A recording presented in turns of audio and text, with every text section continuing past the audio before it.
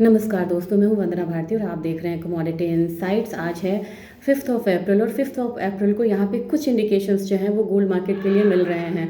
अब बाहर की मार्केट बंद है तो ये कौन सा मार्केट है जो हमें यहाँ पे इंडिकेशंस को दे रहा है? ये है टिथर गोल्ड, यानी कि जो टोकनाइज्ड गोल्ड मार्केट होता है, जो रिफ्लेक्ट करता है रियल गोल्ड वैल्यू को। वो मार्केट्स यहाँ पे 24/7 ओपन होते हैं और 2026 में यहाँ पे काफ़ी ज़्यादा वॉल्यूम आता हुआ देखा गया है। करीब $6 बिलियन से भी ज़्यादा का वॉल्यूम आता हुआ देखा गया इस टोकनाइज गोल्ड मार्केट में। वहाँ पे इंडिकेशंस है कि 4636 यानी कि 4636 का लेवल अभी यहाँ पे गोल्ड में आ रहा है। बिल्कुल फ्लैट कारोबार है। कल के दिन में यहाँ पे बहुत ज़्यादा फिलहाल ये मूवमेंट नहीं दिखा रहा, लेकिन मेन पता चलेगा कल मॉर्निंग में, अर्ली मॉर्निंग में मैं यहाँ पे ज़रूर अपडेट्स देने की कोशिश करूँगी। और इस हिसाब से गोल्ड की मार्केट जो है वो बिल्कुल रेंज में चल रही है। लेकिन अगर ओवरऑल देखा जाए कि किस तरीके की मूवमेंट यहाँ पे हो सकती है, तो मूवमेंट यहाँ पे सीरियस है और कंसर्न ये है कि अब यहाँ पे अटैक्स जो है वो सीवियर होता जा रहा है।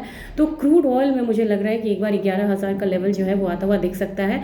यहाँ पे सेलिंग करना बहुत रिस्की हो जाएगा। आपको सेलिंग करना है तो मोमेंटम सेलिंग ही सिर्फ करिए।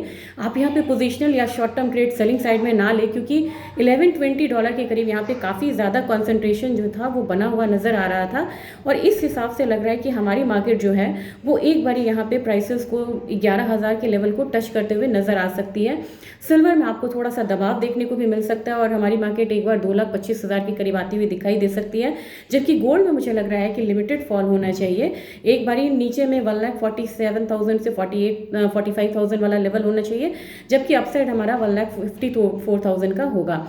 अब ओवरऑल इन मेटल्स के अलावा किस पे इम्पैक्ट आएगा अगर आप वॉर को ट्रिगर करके यहाँ पे ट्रेड करना चाह रहे हैं? तो मुझे लग रहा है कि एल्यूमिनियम, जो कि एल्यूमिनियम के काफ़ी सारे प्लांट्स पे फोर्स मेजर लगा है, काफ़ी सारे प्लांट्स पे अटैक हुआ था और 2 इसमें खास थे।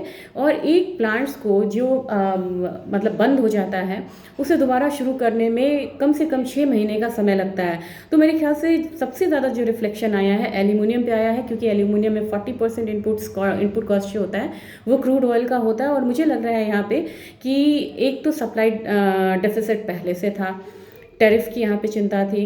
दूसरी चीज़ ये है कि अब यहाँ पे जिस तरीके से डैमेजेस हुए हैं उस हिसाब से जो एल्यूमिनियम आपको मैं बोल रही थी कि 361 से लेके 380 वाला जोन जा सकता है, उसकी तैयारी यहाँ पे लग रही है कि एक बार एल्यूमिनियम प्राइसेस जो है वैसे बढ़ते हुए दिख सकते हैं। नीचे की तरफ 345 का एक सपोर्ट जो है वो नज़र आ रहा है। थोड़ा सा प्रेशर आपको कॉपर प्राइसेस पे रहेगा, क्योंकि अब यहाँ पे इकोनॉमी शैटर्ड होने की यहाँ पे बहुत ज़्यादा चांसेस हैं। क्योंकि ऑलरेडी अगर आप देखेंगे यूएस में जो वहाँ के इंडिकेटर्स हैं वो यहाँ पे बता रहे हैं जो सब प्राइम के बाद सबसे बड़ा यहाँ पे क्राइसिस सिचुएशंस जो है वो आता हुआ दिख रहा है। तो इम्पैक्ट यहाँ पे अब यूएस मार्केट पे भी आता हुआ दिख रहा है और वहाँ की मार्केट में भी एक यहाँ पे फॉल आने की उम्मीद, मतलब कि जो डर है वो यहाँ पे दिख रहा है। अब एक वीडियो मैं आपको यहाँ पे बना के दूंगी जापान के बारे में। वहाँ का ट्रेजरी यील्ड जो है वो बहुत ज़्यादा बढ़ रहा है और ये इंडिकेशंस है इक्विटी के लिए ख़राब, यानी कि इक्विटी मार्केट में अगर फॉल आती है यूएस के खासकर। अब आप बोलेंगे क्यों यूएस के मार्केट में फॉल आएगा अगर जापान का ट्रेजरी यील्ड बढ़ेगा? क्योंकि वो सबसे सस्ता बाजार हुआ करता था जापान, जहाँ पे कि ट्रिलियंस में यहाँ पे लोग लोन्स लेते थे और लोन लेके वो कहाँ निवेश करते थे? यूएस स्टॉक्स में, यूएस इक्विटी में, यूएस बॉन्ड में। और वो चीज़ें यहाँ पे अब होती हुई नज़र नहीं आ रही हैं, कम हो रही हैं। तो डी डॉलराइजेशन सबसे ज़्यादा यहाँ पे बढ़ने के चांसेस हैं जैसे ये वॉर मतलब ओवर होता है या बिटवीन द वॉर।